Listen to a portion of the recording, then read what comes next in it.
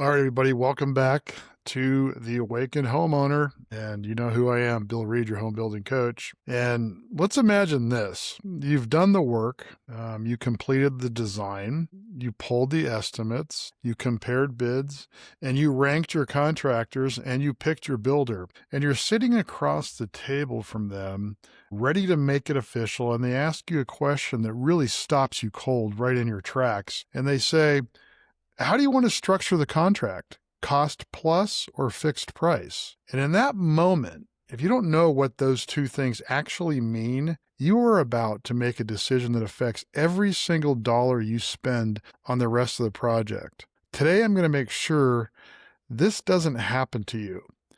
And if you've been with us through the estimating series that was episode 50 through 54, you are sitting on a foundation almost no homeowner has. You know what an estimate actually is. You know how to compare the bids. You know how to rank contractors. And now we're moving into the next milestone in your journey, the contract itself. This is episode 55. And it is the premiere of a brand new sub-series within the World of Construction playlist, Contracting Methods. So today is the introduction. Over the next several episodes, we're going to take each method apart in detail, but today we're laying the foundation. And by the end of this episode, you will know in plain English what cost plus actually means and when it makes sense, what fixed price actually means and when it makes sense, and why this is really a conversation about risk and not just price, and how to figure out which one fits your project. So here's the way I think about it. You've been hiking up a long trail to get to this point. The design work, the estimating, the contractor selection, all of it has been the climb. And now you've come to a fork, two paths.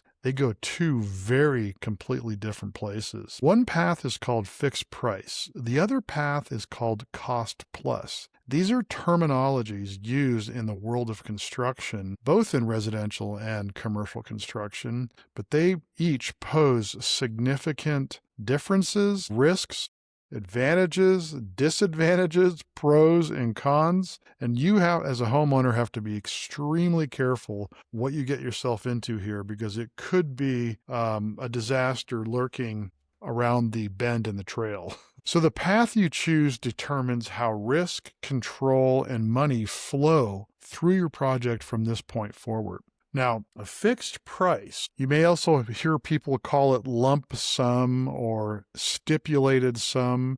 They're all the same thing, wearing different hats. One number, one locked in. Cost plus, you also may hear it called time and materials, or T&M, or cost plus fee. Same thing, wearing different hats. Actual cost plus a markup. And there are also hybrid paths between these two forks. Guaranteed maximum price, or GMP, allowance-based contracts, and some others. And we'll preview those at the end of this episode, and we'll do a full episode on hybrids later in the series. But here's the thing most homeowners don't really realize. They don't know they have a choice. They accept whatever the contractor proposes, and in my book, that's the moment where Awakened becomes the difference between a project you're proud of and a project that becomes a story you tell at parties for the wrong reason. So there's a line I wrote in section 3.201 of my book that I want to pull right out and say to you on this episode.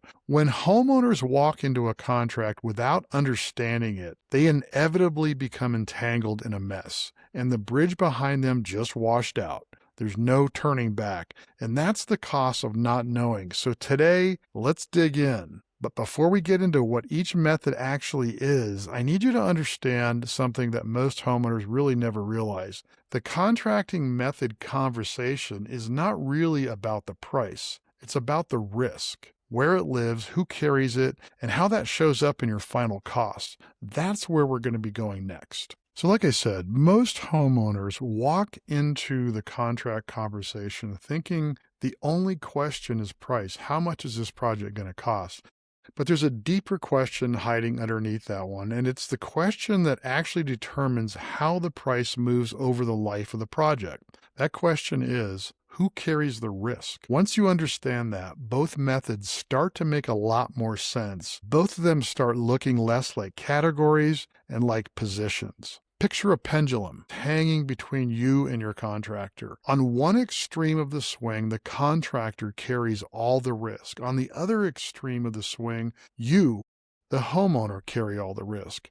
In every contract method you've ever heard of, fixed price, cost plus, GMP, guaranteed maximum price, all of them is just a different position on this pendulum of risk. Fixed price, that's the pendulum swung all the way to the contractor side. They take on the risk that the project will cost more than they thought.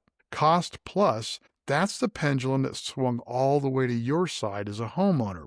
You take on the risk that the project will cost more than expected. Hybrids like guaranteed maximum price, or what's sometimes called not to exceed, NTE, those sit somewhere in the middle, and they share the risk on different terms. But here's what I want you to take away from this section. Risk doesn't disappear in any contract. It just moves. Your job as an awakened homeowner is to know where it sits and whether you're comfortable having it sit there. And when we talk about residential construction types, what you're really talking about is where construction contract risk lives. Now, here's something most homeowners never hear from anybody. Whether you can even get a fixed price contract has very little to do with what you want, and almost everything to do with the quality of your design documents. So let me say that again, because it's that important. Whether you can even get a fixed price contract has almost nothing to do with what you want. It has almost everything to do with the quality of your design documents. And of course, I've mentioned the quality of the design documents, the plans, the specifications, the scope of work. I've now mentioned it hundreds of times. And here we are now, we're at this big milestone, the time that you are about to sign a contract with a contractor to build your project. A contractor cannot give you a fixed price unless they know exactly what they are building. And knowing exactly what they're building requires complete plans, complete specifications, and a complete scope of work, documents that they can read, that they can interpret, that they can include in their pricing, and that become part of the actual contract itself. So if your plans are mediocre, no smart contractor is going to offer you a fixed price, and they're going to insist on a cost plus option. Let's keep in mind, as I mentioned earlier, in the pendulum swing, if your goal, and you tell your design professional that, listen, I'd feel more comfortable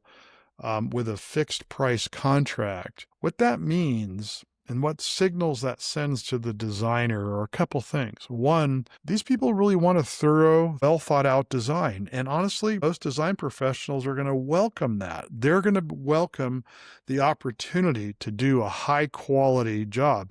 But here's the thing, you're going to invest more money likely in that set of plans and specifications, because it's very often, if it's not clear between the two parties, meaning the design professional and the homeowner, that this is your goal, inevitably things will get left out, incomplete, not thoroughly worked out, and that liability passes on all the way through to the contractor, and then they are expected to interpret it, and this is where the risk starts to really widen open. So when a contractor, insists that they do cost plus, they do need to have some reasoning for that. And if their reasonings are because your plans are mediocre, that's very valid. Now, be careful that sometimes contractors just want to go cost plus because, frankly, it's easier for them. They don't have to spend as much time bidding on the costing out the project. They want to get the project started faster. You want to get the project started faster. So a contractor may come to you and say, looks like it's going to be $928,500, give or take. And I will do this on a cost plus basis. Well, okay. But what measures do we have in place to protect you as a homeowner? A lot of times, none. So again, they're not being difficult. The contractor, when they insist, good quality contractors, the high level of integrity that now have studied your plans, it's not really them being difficult. They're simply protecting themselves from the incomplete information and specifications that are missing on the project. So this is exactly the payoff for everything we covered in episode 53. when we walk through the bid package, right?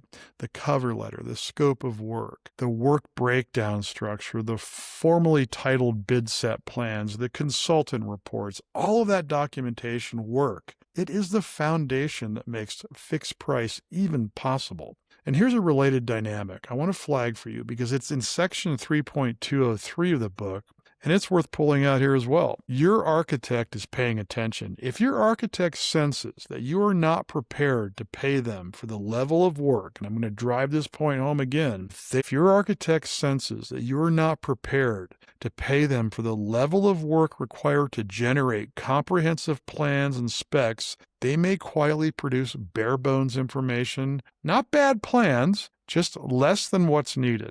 And what that does is transfer the liability back to you, and it locks you out of a fixed price territory whether you wanted to be there or not. So when you start your project, tell your architect on day one, I want to contract this on a fixed price basis if possible. I'm willing to invest in the design work to get there. And that signal given on day one changes the level of detail that shows up in your plans. Now, I want to add something here that I think is important and that wasn't even true 10 years ago. The residential construction industry is shifting slowly but steadily away from fixed price contracts as the default. There are several reasons for this. Material price volatility since 2020 has made it harder for builders to lock prices longer term. Lumber, steel, copper, prices that used to be predictable for 6 months are now moving every quarter, if not more frequently. Labor uncertainty, sub-availability, wage pressure, the difficulty of holding crews together adds another variable. Many high-end residential builders now default to cost plus or GMP for projects over a certain size. They're not being lazy. They're managing risk in a market where pinning a price 6 months out has become genuinely hard. Now, that does not mean fixed price is dead. It is alive and well for the well-documented, defined scope of work, especially major remodels where the scope is contained. But it does mean this. If you want a fixed price home build contract in this market, you have to be a homeowner who earns it through preparation. The contracting methods is a risk conversation. The risk pendulum sits in different places under different methods. And whether you can choose where it sits is largely determined by how thoroughly your project is documented. How more clear can I say it? So now let's look at the first method on the pendulum, cost plus. All right, let's start with the higher risk path on the pendulum, cost plus. You may also hear it called time and materials or T&M or cost plus fee. They're all the same thing wearing different hats. And to be clear from the jump, cost plus is not necessarily bad. Cost plus is not a scam. Cost plus has legitimate uses. But it has to be entered with eyes wide open because the way it sits on that risk pendulum, the homeowner is the one carrying the load. Here's the simplest way to think about it. In a cost-plus contract, you reimburse the contractor for every dollar they spend on your project.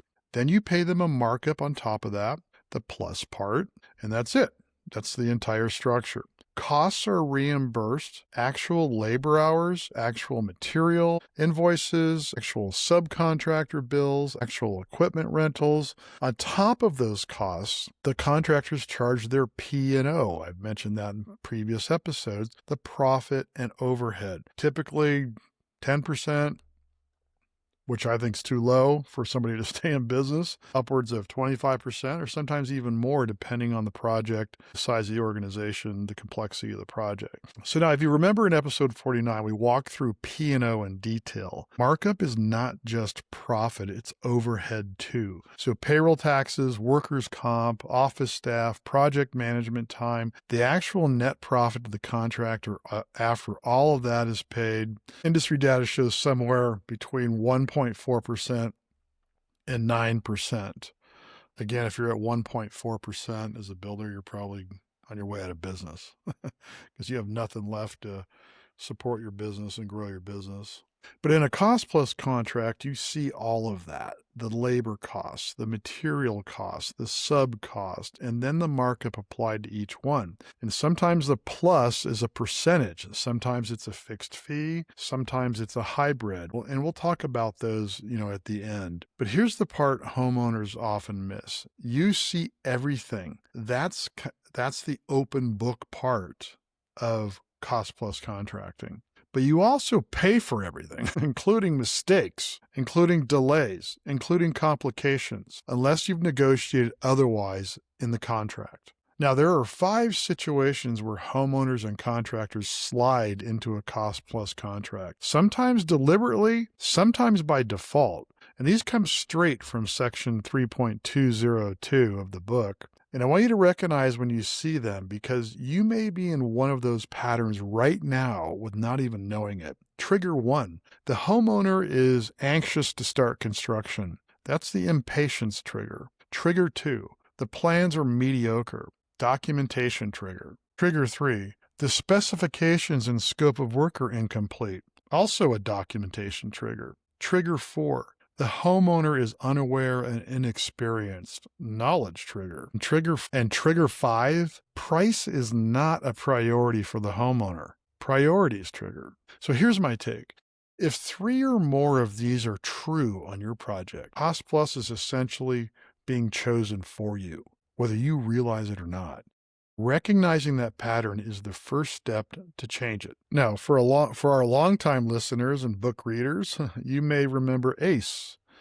$300 a foot, no problem. That's what that was ACE's answer. Easy answer, big smile, handshake, let's go. Now picture what happens when you sign a cost plus contract with ACE based on that conversation. Plans are thrown together, not detailed.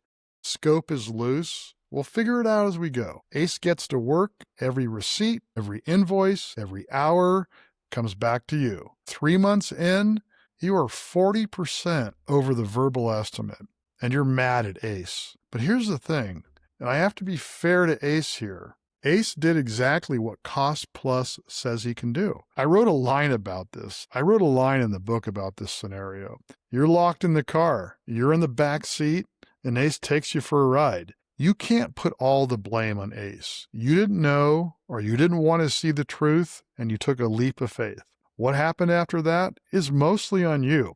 This is the trap of a cost-plus contract custom home build. Price you thought you were getting was never the price you were actually going to pay. Now, I've been a little hard on cost-plus, so let me be fair here. There are scenarios where cost-plus is genuinely the right call.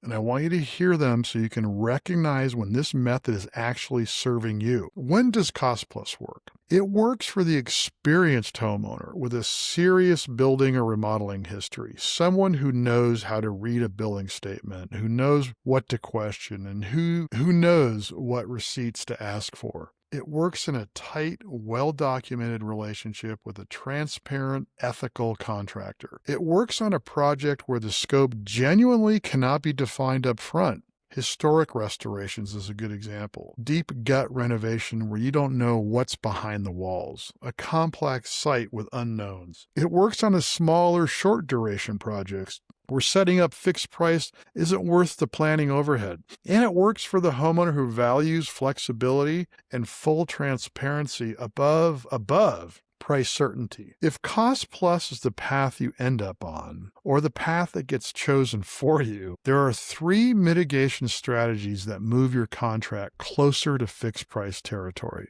We'll do a full deep dive in episode 56, but here's the preview. 1. Negotiate a not-to-exceed clause backed by a work of breakdown structure budget. Ask your contractor for a high-level cost projection by that work breakdown structure, and then add language that caps the project at that number plus a contingency, a small contingency. And number 2, build in completion incentives. Cost plus has a weak finish incentive. Adding a bonus for finishing on time and on budget realigns the contractor's interest with yours. Number 3, bring in third-party billing oversight. Your architect or an owner's agent reviewing every billing cycle. The fees you pay them get recouped the first time they catch a billing error or a construction defect. That's cost plus. Open checkbook, full transparency. You carry the risk. The contractor carries almost none. Episode 56 is going to take this entire structure apart and show you exactly how to protect yourself if cost plus is the path that you end up on. Now let's walk over to the other fork of the trail, fixed price. All right, fixed price, also called lump sum, also sometimes called stipulated sum. If you see those three terms on a contract or hear them in a conversation, they all mean the same thing, one number locked in. The contractor takes on the risk that the project will cost more than they thought. You take on the certainty that you'll know what you're paying, provided you don't change your mind about anything. And here's how it actually works. In a fixed price contract, the contractor takes your plans away, your specifications, your scope of work. They go back to their office. They calculate every dollar of labor, every dollar of materials, every subcontractor cost, every piece of equipment, then apply their profit and overhead to all of it, and they hand you back one number. That number is the contract. Now, let's be clear here. Fixed price contract ultimately ends up with one big number, but we are still going to require that we want it broken out by the work breakdown structure so that we can use those dollar amounts to understand where the money's going, or maybe you can make revisions or changes and tied into the future schedule of payments part of your contract that we'll be talking about. So that number, that fixed price number, is the contract number, right? All four cost buckets: labor, materials, subs, equipment. They're all wrapped up into a single price. The P&O is built in. You don't see the markup line by line. The contractor absorbs that visibility on their side, and they hand you the number. What do you care? As long as you're meeting your budget requirements. Frankly, you don't really care as long as they are specifying the project cost off of the plans and specifications and scope of work. That's all you care about. The price only changes if you change something, and that happens often too. And that's a change order, governed by the contract. And we'll talk about change order mechanics down the road in these future episodes. You don't need receipts. You don't track down invoices. You pay against milestones in a payment schedule. Payment 1, completion of demolition. Payment 2, completion of foundation. Payment 3, floor framing, and so on and so on.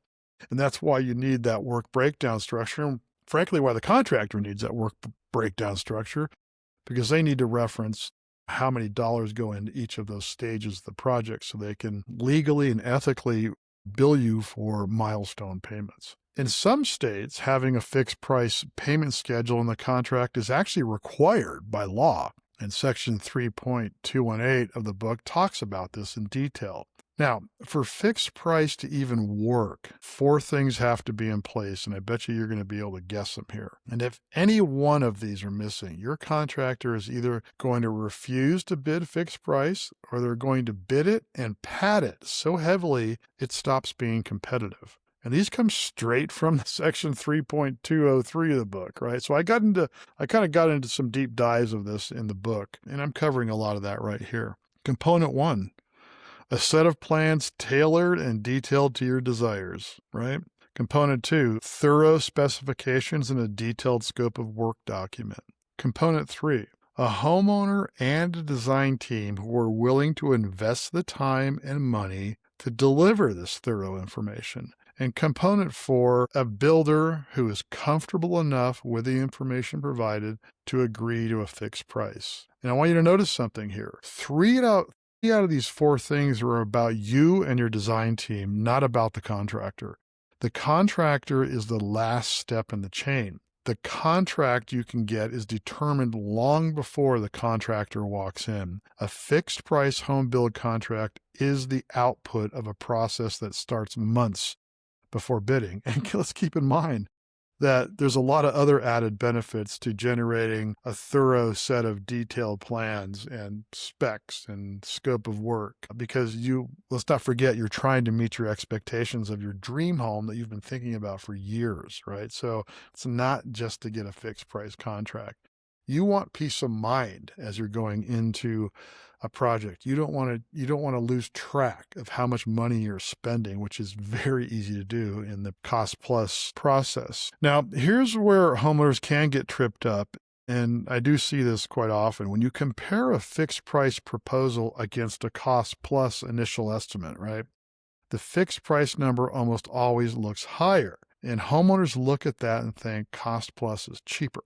And that is by far the wrong calculation. Let me explain why. Fixed price builds in contingency. The contractor is taking on the risk. They have to protect themselves against unknowns. So they pad that number a bit. I'm sure they do. And that's fair. They're carrying weight that you're not carrying.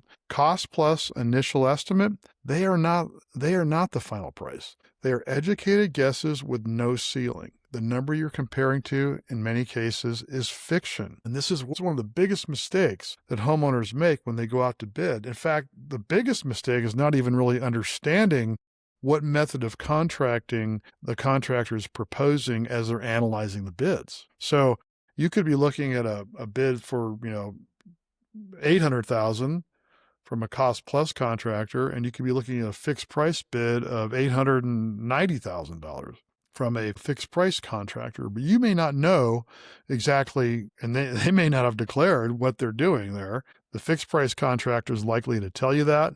The cost plus contractor is not likely to tell you that in the very beginning, if you get where I'm going here. So you cannot make an informed decision based off of that incomplete information, right? So some industry insight I want to share with you, and this is something a builder told me once that stuck with me ever since. In every single fixed price job, someone wins and someone loses. And what does that mean? Either the contractor underestimates the cost of the work, eats it, and the client wins, or the contractor estimates correctly, hits their multiplier, and comes out ahead. Sometimes way ahead, but I would argue that it's not the case usually, because as a contractor who specialized in fixed price contracting for my entire career, I'm not sure I can think of any time where we came out ahead. We usually had to do some absorbing, but yes, we did factor that contingency into our estimating, because the type of clientele that I had, they did not want to have the nuisance or the headache to deal with reviewing invoices and receipts, and they just had no time for that. So this was the niche that I carved out, and it worked out really well. And no, we didn't get way ahead on projects. We did fine on some. Sometimes we got a little bit higher profit margin. More often than not, we got a lower profit margin than expected, but within reason, because of course we were a design build business. So I had a vested interest in making sure those plans and specifications were correct before I actually provided the contract to the customer.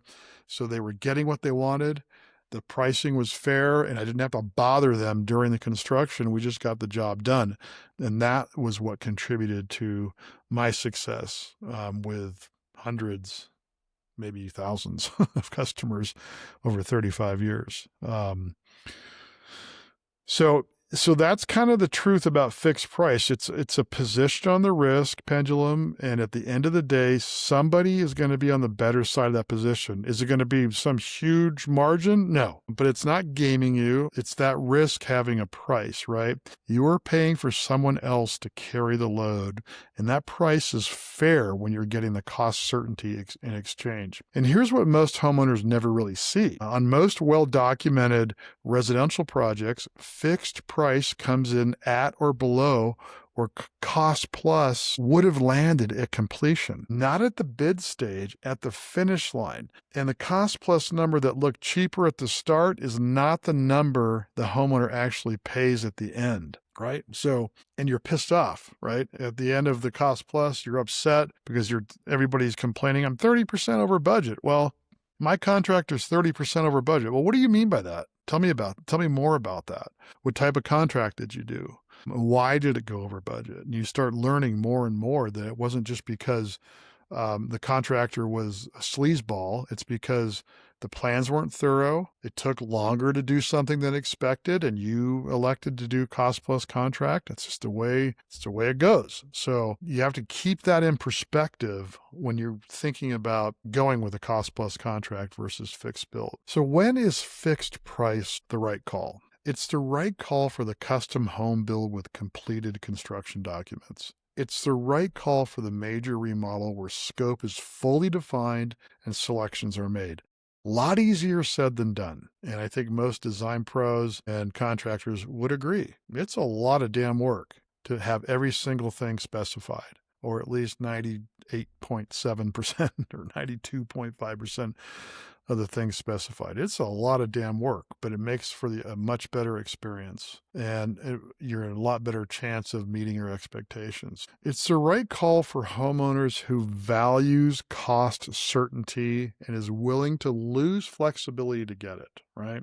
It's the right call for the homeowner who has the bandwidth and the budget to invest in thorough documentation up front. And it's the right call for the homeowner who would rather pay slightly more and sleep at night. So fixed price comes with peace of mind. It also comes with time, work, and investment up front. And that's what a lot of people have a hard time with. They're so excited about getting started. They figure they can defer decisions till later, not realizing the total implications of that. And that line, fixed price comes with peace of mind, and it also comes with time, work, and investment, is right out of my book as well.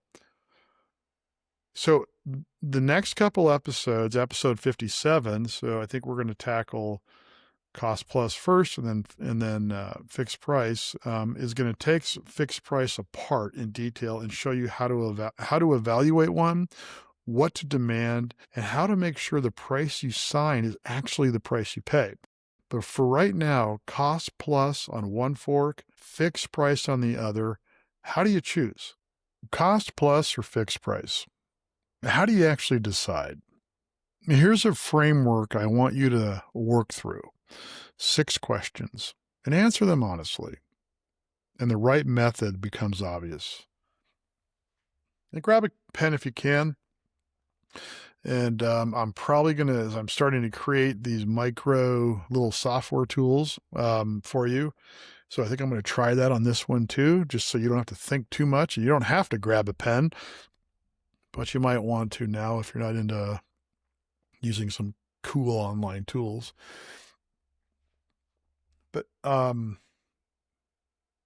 so these 6 questions draw from, again, questions from the book, and are how you sort yourself out onto the right path.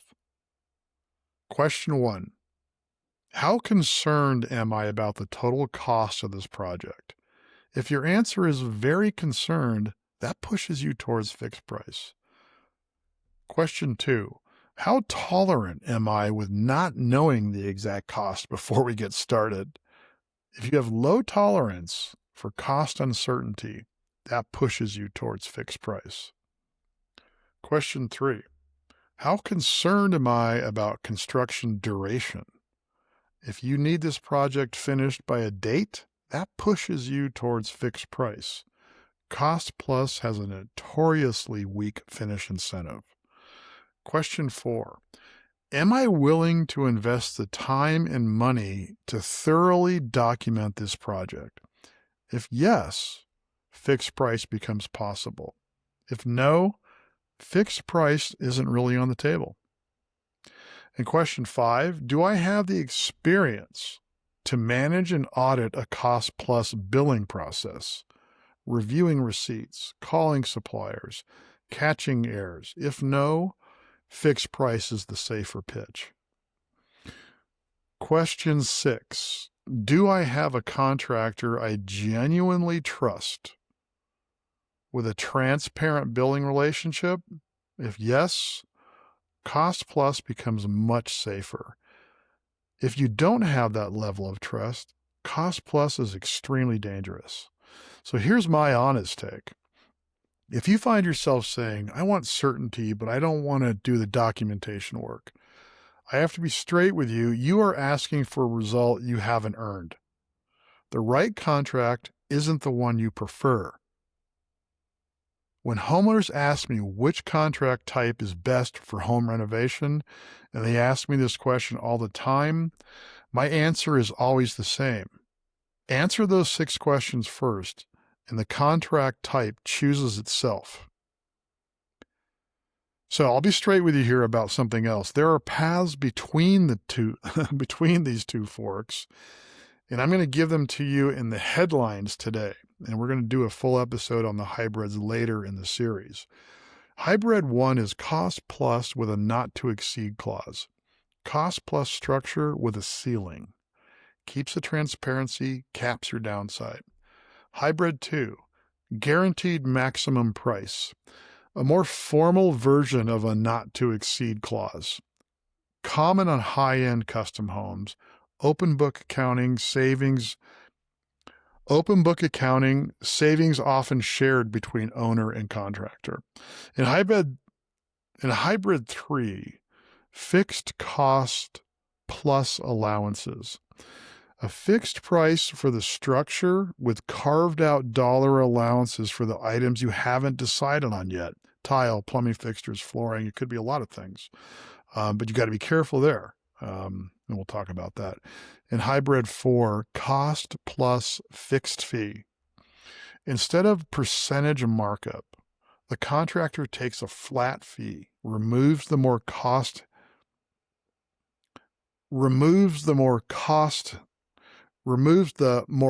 equals more profit incentive concern that can come up inside your own head.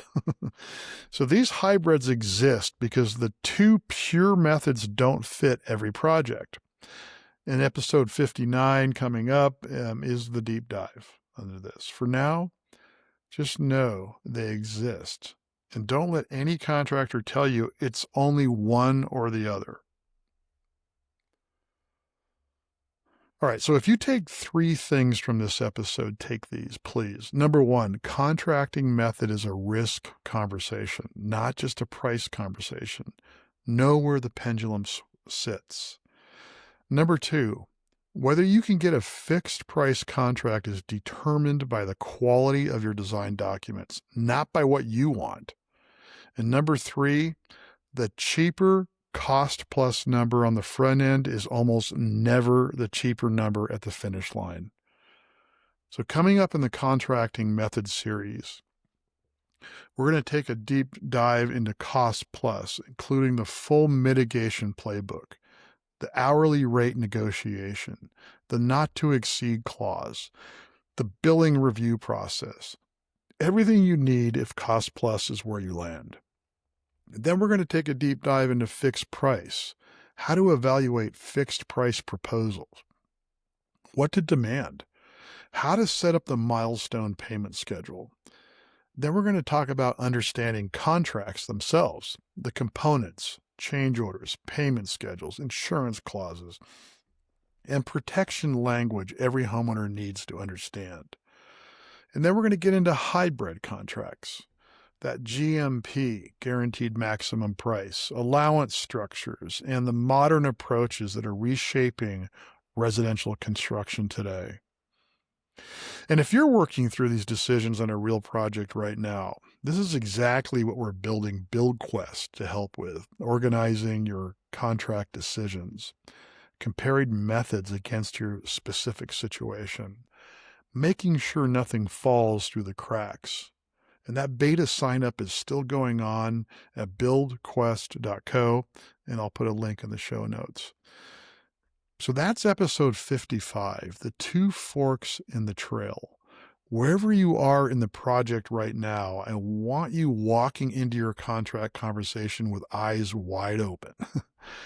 If this episode helped you, share it with a homeowner share it with the homeowner you know who's about to sign something here. That's the person who needs this most. And I welcome your questions on Instagram and Facebook or the good old email. And all the links are in the show notes. And I read every message I get. And as always, I'm Bill Reed, your home building coach. I'm here to enlighten, empower, and protect you. Let's go make it happen.